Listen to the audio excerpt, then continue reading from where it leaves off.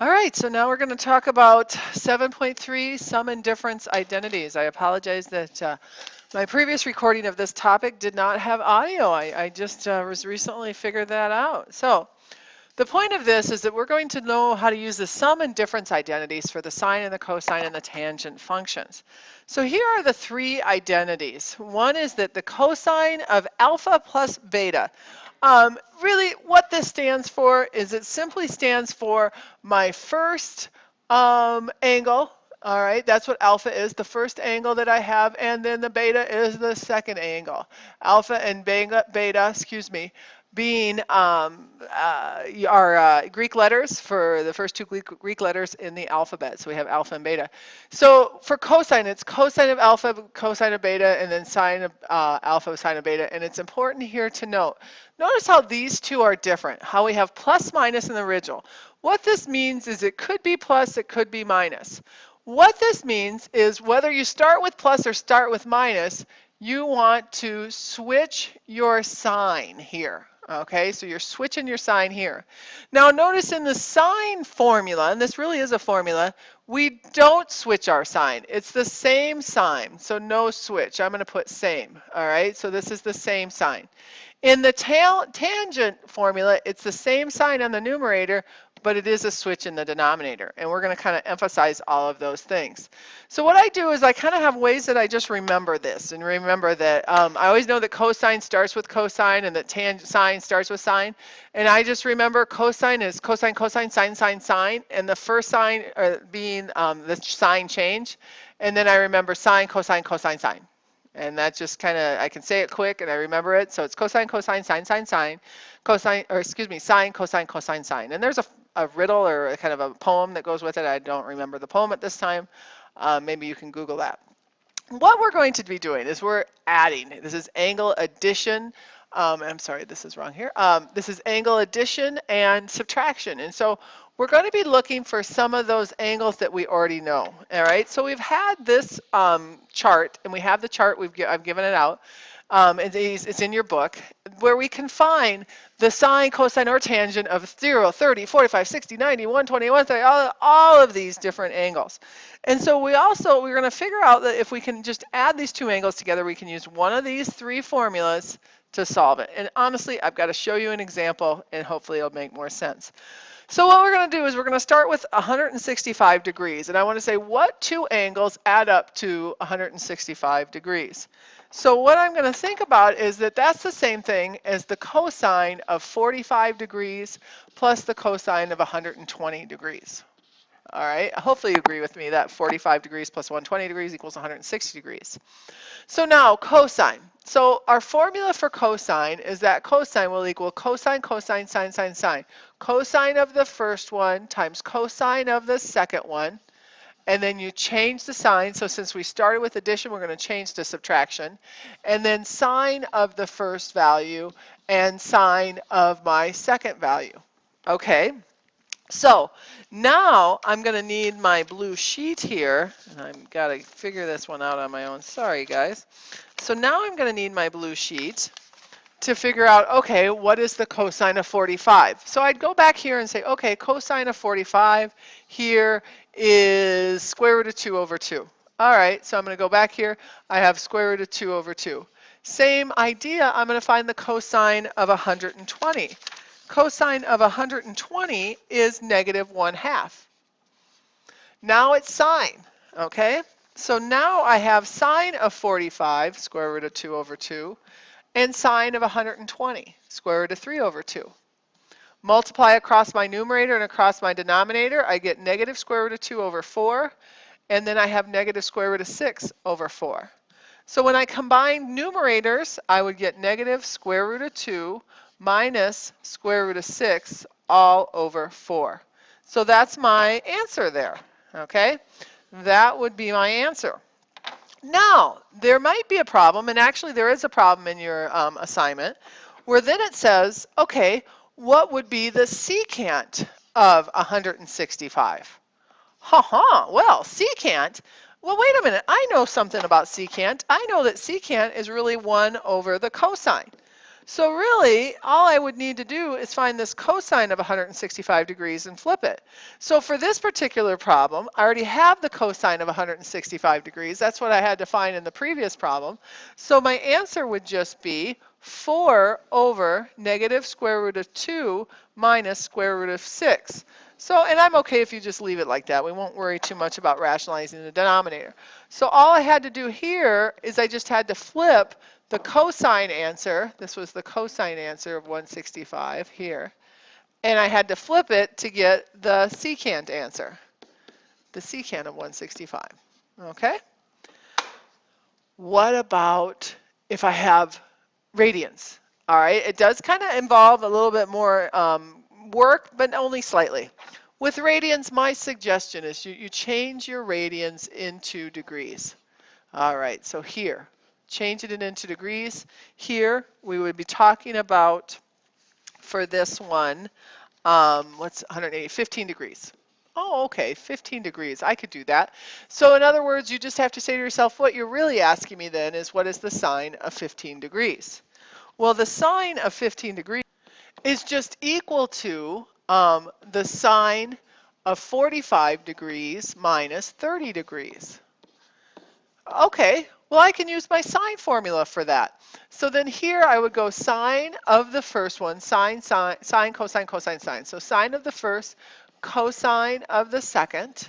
Keep the same sign, so I'm going to keep subtraction. And then it equals cosine of the first, sine of the second. All right, sine, cosine, cosine, sine. All right, sine of 45, square root of 2 over 2. Cosine of 30 is square root of 3 over 2. Minus cosine of 45, square root of 2 over 2. And sine of 30, which would be 1/2. So my answer is square root of 6 over 4. And then here we have square root of 2 over 4. So my answer was positive square root of 6 minus square root of 2 all over 4. What if I was asked for the tangent here? So I'm going to ask for the tangent of 795. Again, not too bad, except for 795, that's more than a complete circle. So what I would do is I'd keep taking away 360 here. All right, and then I even take away another 300. So I'm taking away, it's okay to ever add 360 degrees or subtract 360 degrees because you're adding and subtracting rotations. Okay, so it's kind of like you're adding a complete rotation or taking away a complete rotation. So this would end up to be 75 degrees. So we're really talking about the tangent of 75 degrees. Okay, tangent of 75 degrees. I can think of that as the tangent of 30 degrees plus 40 degrees. Not so bad. Tangent has its own little formula. All right, for that one, it's tangent.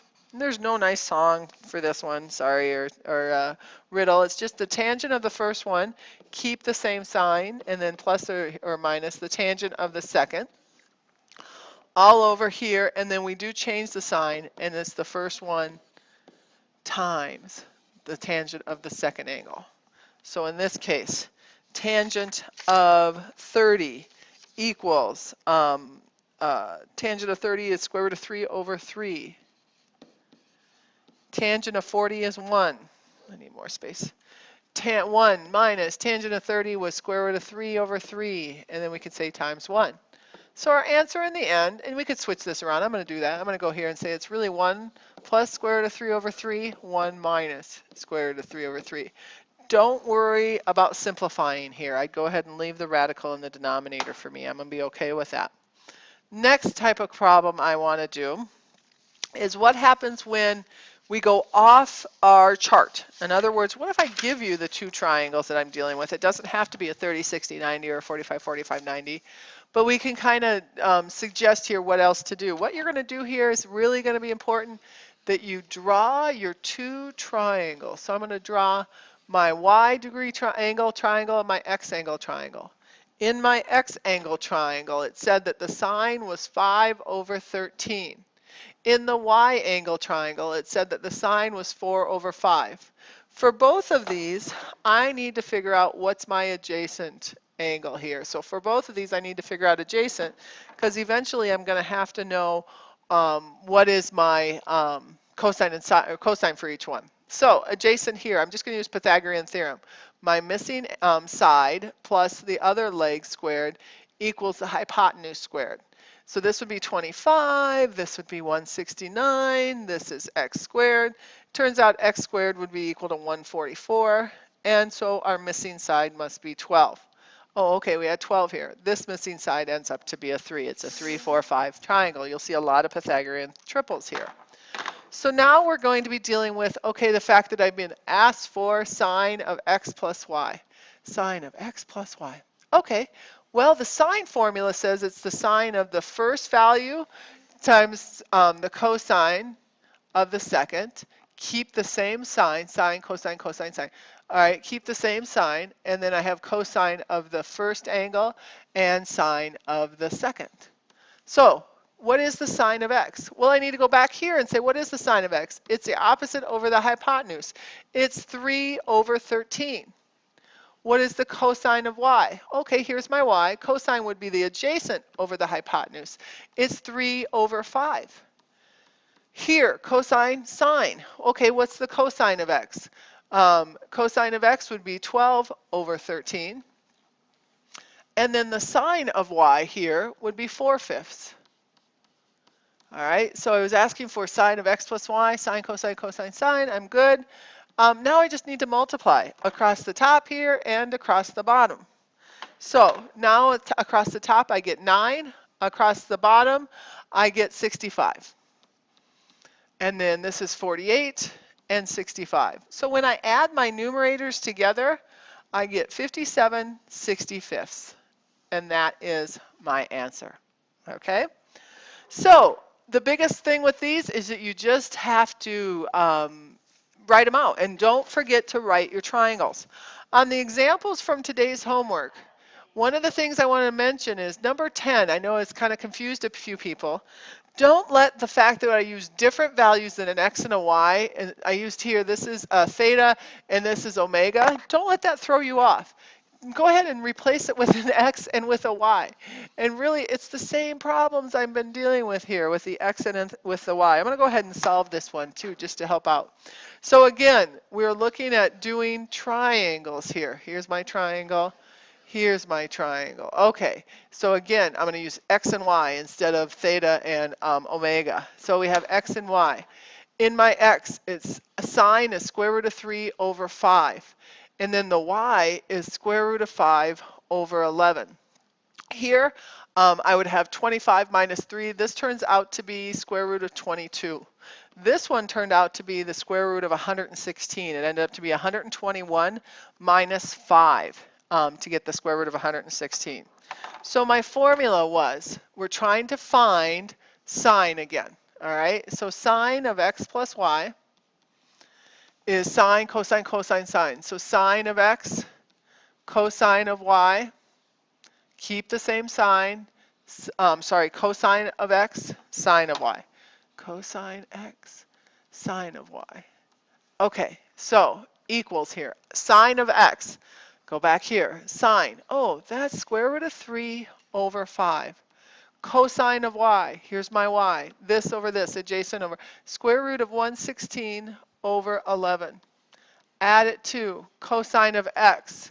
Cosine of x is square root of 22 over 5. Sine of y would be square root of 5 over 11. Okay, now multiply 3 times 116. I'm not ready for that one, so I've got to do it on a calculator. Sorry, guys. 3 times 116 is 348. Now I'm going to do it quick. Over 55. This would be 22 times 5. This would be 110 over 55. And we're just going to show 348 plus 110 all over 55. That's our answer. There we go. Got it in. Good luck. Make sure you get this 7-3 worksheet done.